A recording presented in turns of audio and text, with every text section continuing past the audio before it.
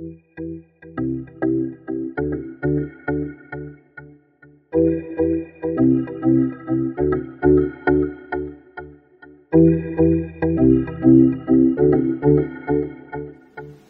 tout le monde, alors me revoilà aujourd'hui pour une nouvelle vidéo assez spéciale qui me tient à cœur et à celle de mon homme mais qui n'a pas pu être avec moi pour des raisons normales qu'il est au travail. C'est celle du premier trimestre de ma grossesse, donc elle va se diviser en 3 parties si je compte bien, donc mon blabla à moi, vos questions sur Facebook et vos questions sur Instagram, donc on va commencer tout de suite. Alors, on va commencer par le commencement, c'est-à-dire que ça fait à peu près pratiquement 5 ans qu'on essaie.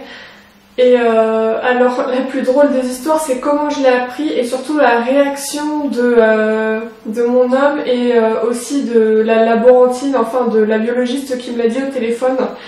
Parce qu'il faut savoir que moi, personnellement, mes règles sont hyper douloureuses. Je ne peux pas marcher quand j'ai mes règles. Et non, je n'ai pas d'endométriose ou autre maladie utérine ou quoi que ce soit. Je suis clean de ce côté-là et heureusement parce que j'ai une copine qui a l'endométriose et c'est une plaie, donc voilà.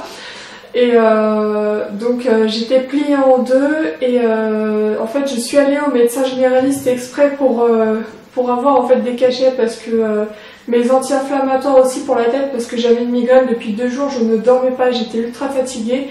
Plus les crampes au ventre qui me tordaient de douleur, mais je savais que c'était mes règles qui allaient arriver, quoi. Enfin, j'étais sûre à ce moment-là. Et donc, il m'a dit, il m'avait demandé la dernière fois que j'ai eu mes règles normales, il m'a dit, bon, c'est un petit peu tôt, attendez vendredi pour faire la prise de sang. Et donc, du coup, j'ai attendu vendredi matin pour faire la prise de sang à la première heure, parce que j'étais tellement pressée de prendre mes anti-inflammatoires migraineux pour la tête. Et donc j'appelle, ils ont fait les résultats en express, donc je les ai eus à 15h20, un truc comme ça, alors que je les avais fait qu'à 9h30. Donc ils ont fait super vite, merci.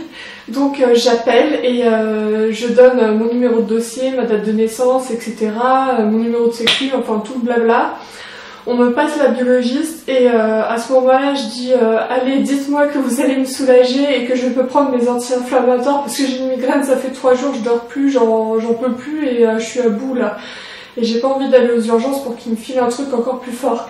Et elle me dit au téléphone mais non ça va pas être possible madame, c'est positif. Et j'ai fait non mais vous êtes sérieuse, c'est vraiment ma réaction au téléphone. Et j'ai entendu à ce moment-là mon homme qui a rigolé dans les toilettes.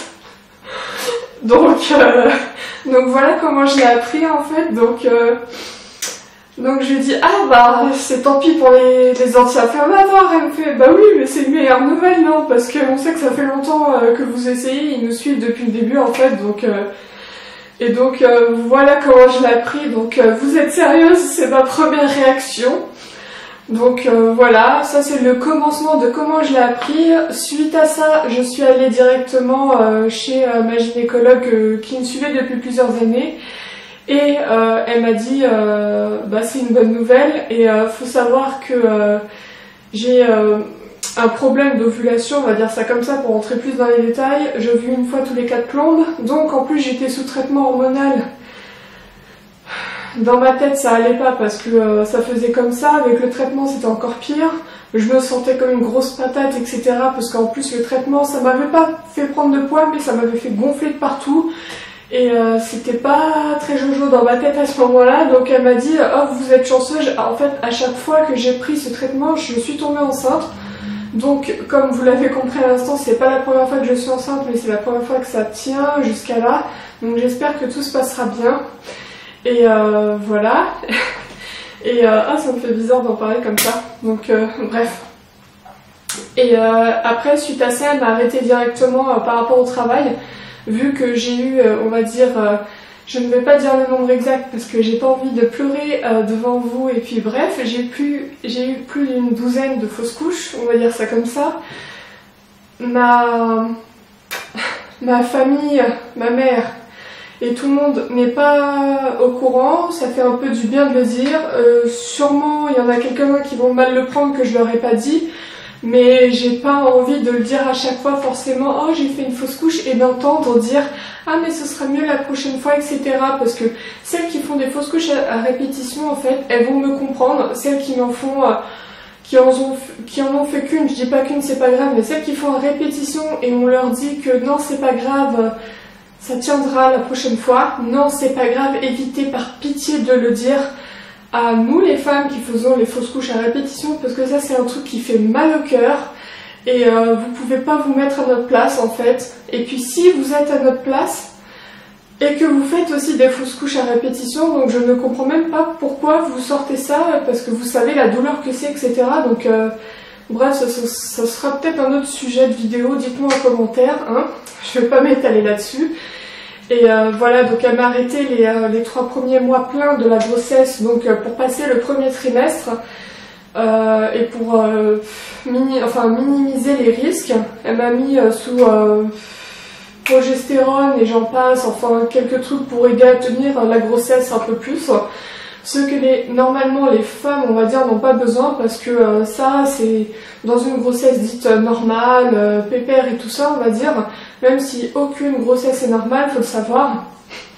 Il y a toujours des petits trucs, hein, mais personne ne le dit, ça encore je sais pas pourquoi. Et bah elle m'a arrêtée, et suite à ça, en fait, hier je suis allée faire mon check-up chez l'obstétricien comme vous l'avez vu. Et lui il m'annonçait que, entre autres, je vais être alitée jusqu'à la fin de ma grossesse. Donc, entre parenthèses encore, les vidéos ne seront pas tous les mercredis, mais elles seront toujours le mercredi. Mais un mercredi sur 2 ou sur 3, parce que ça dépend comment je me sens, etc. Je pourrais pas assurer, malheureusement. Là j'ai envie de pleurer, c'est juste parce que j'ai les boules, parce qu'au moins ça m'occupe de faire ces vidéos, etc. Donc voilà, et il m'a dit entre autres que j'avais le col ultra court et j'ai extrêmement d'autres problèmes, mais ça j'ai pas envie de rentrer dans les détails, ce sera peut-être beaucoup plus tard, dans quelques mois. Mais j'ai le col extrêmement court, donc pour celles qui savent, le col on va dire c'est ce qui protège la sortie de bébé, et col extrêmement court, c'est pas très top quoi, donc alité, allongé. La plupart du temps, j'ai le droit, il m'a dit, vu qu'il sait que je vais en vacances ce vendredi, une petite sortie au marché et pas plus, sinon il faut rester allongé madame, donc voilà. Et en fait, moi je pensais que tout allait bien en fait quand je suis allée le voir, donc je l'ai super mal pris. Et j'ai pas arrêté de pleurer quand je suis revenue, même sur le chemin au téléphone avec Léo et tout ça, il me disait, je sais que tu vas péter un câble et tout ça, mais comme ci comme ça on savait que ça allait pas bien se passer, donc lui c'est ce qu'il m'a dit. Et puis c'est vrai qu'on savait que ça allait pas super bien se passer, que c'était pas tout beau tout rose comme tout le monde le dit, que c'est beau la grossesse, une fois qu'on a le bébé on oublie et tout, mais il faut savoir qu'on est toutes différentes les filles, donc c'est pas parce que vous oubliez que moi je vais oublier. Par exemple la pince qui m'ont laissé l'opération mal foutue là de mon ventre pour enlever la peau. Je me rappelle toujours de la douleur que j'ai ressentie quand ils m'ont retiré la pince en anesthésie locale et qu'ils m'ont écarté la peau du ventre et tout. Je vous passe les détails, donc épargnez-moi de me dire que j'ai tout oublié. Je serais heureuse d'avoir enfin mon bébé, notre bébé dans les bras, mais je ne pourrais pas oublier. Donc s'il vous plaît, ne me redites plus ça, parce que ça va vriller dans ma tête, parce que ça c'est des trucs que je ne supporterai pas, comme non c'est rien, c'est pas grave, etc. Ça c'est les trucs enfin ça va pas trop le faire quoi. Donc ça, j'ai été arrêtée. Ensuite hier j'ai vu l'obstétricien, il m'a arrêtée, on va dire. Il a dit que plutôt quand je reviendrai en fait de mes congés payés, parce que là je suis en congé payé, et quand je reviendrai je devais reprendre le 29 août, mais il m'a annoncé que même pas en rêve madame, en fait c'était ses propres mots. Et suite à ça il a revérifié avec l'écho, j'ai pu voir mon petit alien. Oui, je dis alien parce que pour moi, malgré que j'ai vu plusieurs bébés sur mes précédentes grossesses, on va dire, et pour moi tout est nouveau, je connais pas tout l'univers, je sais pas tout ce qu'on a besoin pour un bébé, malgré que j'ai gardé mes nièces, des bébés différents, etc. Quand on est parent et quand on vit H24 avec un bébé, il y a des trucs qu'on a besoin et pas quand on fait la babysitter, on va dire. Donc voilà. Là, j'ai une copine tout à l'heure qui va passer pour m'expliquer tout ça, de quoi à peu près que je vais avoir besoin, parce qu'il y a beaucoup de gadgets, etc. Donc voilà. Et là, pour l'instant, franchement, je vois pas qu'est-ce que je pourrais vous dire d'autre en fait. Donc maintenant, on va passer à la deuxième et à la troisième partie de la vidéo. Alors, j'ai avec moi vos questions sur en fait mon image de fac grossesse sur Facebook pour l'instant. Alors, la première c'est Julie qui me demande pour les nausées matinales. Alors, faut savoir que les nausées matinales, on appelle ça matinale parce que la plupart des gens les ont le matin. Mais il faut savoir que les petites poisseuses comme moi, on va dire ça comme ça, je me considère comme poisseuse parce que vous savez tout ce qui se passe dans ma vie. Et je les avais que quand je m'allongeais pendant 3 mois et 1 semaine. Donc pour dormir, je ne dormais quasiment pas. Je dormais peut-être 2 ou 3 heures maximum. Et réparties dans la nuit parce que sinon c'est pas marrant. Donc voilà pour les nausées, ma Julie. Le premier trimestre, j'ai fait ça précédemment. Ensuite, Manon qui me demande comment as-tu annoncé la nouvelle au futur papa. Et j'ai même pas pu l'annoncer parce qu'il m'a entendu dire « Ouais, vous êtes sérieuse, madame ?» Et donc, quand j'ai ouvert la salle de bain et qu'il m'a fait un gros sourire et avec les yeux tout pétillants et tout ça, il n'y avait même pas besoin de l'annoncer parce qu'il l'avait entendu en fait. Donc là, j'ai l'impression que je pleurais, mais c'est pas grave, on va essayer de passer quoi. Alors, le ressenti lors de la première écho, tes appréhensions avant le fameux cap des 3 mois par Johanna. Et le fameux cap des 3 mois, je serai angoissée jusqu'au cap honnêtement des 28 semaines parce que je sais que c'est à partir de là que le bébé est viable en tant que grand prématuré. Et comment j'étais ces 3 premiers mois, je suis angoissée, stressée, je sais que c'est pas bon, qu'il faut que je me détende. Pitié, ne me répétez pas ça parce que quand on a fait plus d'une douzaine de fausses couches, on ne peut pas être détendu, sereine, etc. Et voilà, donc... Mon ressenti lors de la première écho, il faut savoir que les 2 premiers mois, j'ai eu peut-être 8 échos, on va dire ça comme ça, l'évolution chaque semaine. Donc la première écho, c'était qu'un tout petit point. Je sais pas si je l'ai sur mon téléphone. Si, je crois. Attendez, voilà. C'est le truc qui ressemblait à rien. Je masquais les informations me concernant. Donc comme vous pouvez voir ici, la petite poche noire, c'est... la poche où il y a le bébé en fait, et le petit point qu'il y a, c'est le bébé qui est en formation. Et revoir ça alors que maintenant il est grand, quand je le vois à l'échographie ça fait bizarre. Et donc ces échographies là j'en ai eu toutes les semaines pour voir l'évolution et si c'était bien placé par rapport à l'évolution du placenta, etc. Donc j'ai eu énormément d'échos, donc la première écho j'ai été plutôt étonnée parce que je l'avais jamais eu au fait aussitôt. À chaque fois je l'avais eu vers 1 mois et demi, donc je l'avais pas vu en mode petit point on va dire sur l'image. Et j'étais vachement étonnée et curieuse, plutôt avec un regard scientifique que de maman, mais ça j'y peux rien, on va dire ça comme ça. Et encore des félicitations, encore merci pour tous vos petits mots d'ailleurs. Julie qui me demande quand tu as appris ta grossesse, comment tu l'as ressenti à la seconde même. Non, vous êtes sérieuse madame, ça veut tout dire. J'étais surprise, heureuse, tout en même temps. J'avais envie de pleurer, envie de sauter de joie, envie de tout ce que vous voulez. Audrey à la suite qui me pose la même question. Et comment vois-tu ta vie de jeune parent par Audrey? Ma vie de jeune parent, je la vois normale. Enfin, là on a un couple solide depuis plus de 7 ans. On s'aime comme le premier jour honnêtement. Et il y aura juste un petit amour en plus. Donc c'est tout. Enfin, je vois pas de truc spécial. Julie qui me demande la réaction du papa, ça je vous l'ai déjà dit. Pour les prénoms garçon ou fille, est-ce que j'ai déjà une petite idée? On a déjà des idées, mais On a déjà des idées aussi sur le sexe par 3 différents médecins, mais c'est à confirmer parce que c'est que des estimations encore dans la période à laquelle je suis. Et aujourd'hui où je filme en fait cette vidéo, je suis à 15 semaines d'aménorrhée plus 4 jours. Donc je suis dans ma 16e semaine d'aménorrhée, donc on va dire 16A pour être technique. Et les prénoms en fait je ne le dirai pas. Tout simplement parce que je préfère préserver ce petit truc, mais après je vous parlerai de la grossesse ou je vous mettrai peut-être les tenues du jour du bébé, mais toujours en masquant le visage, vous le verrez pas.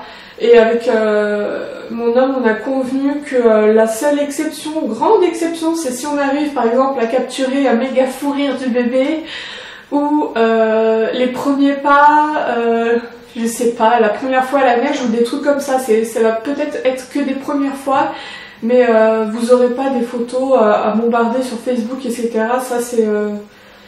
je sais que je veux pas, par exemple. Et mon homme aussi, de toute façon. Donc, alors, qu'est-ce qu'il y a ensuite?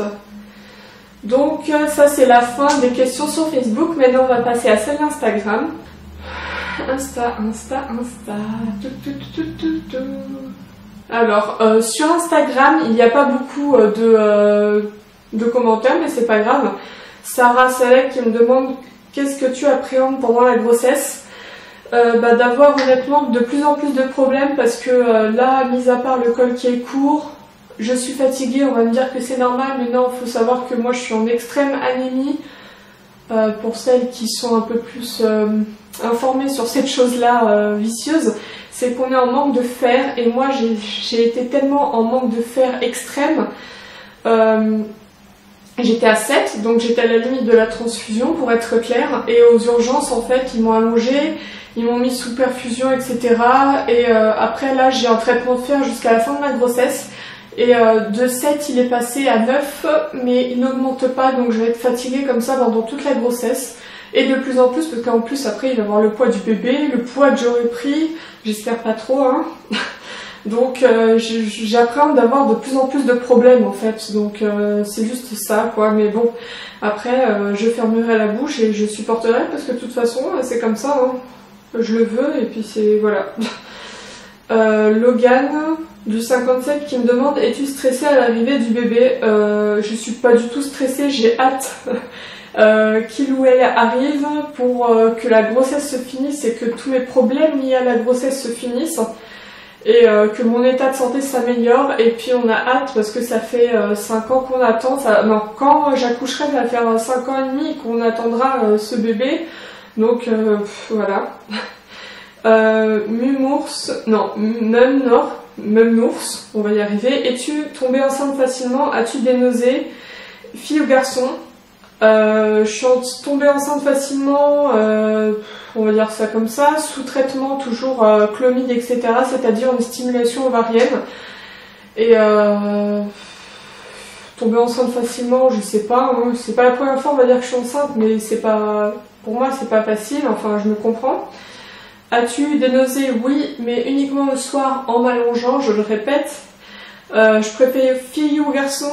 Alors là-dessus, franchement, honnêtement, je m'en fous du moment que ça reste dedans et que ça ne sort pas et que je ne tape pas encore une énième fausse couche, parce que je la ne supporterai pas et ce sera la dernière fois que j'essaie honnêtement. Et fille ou garçon?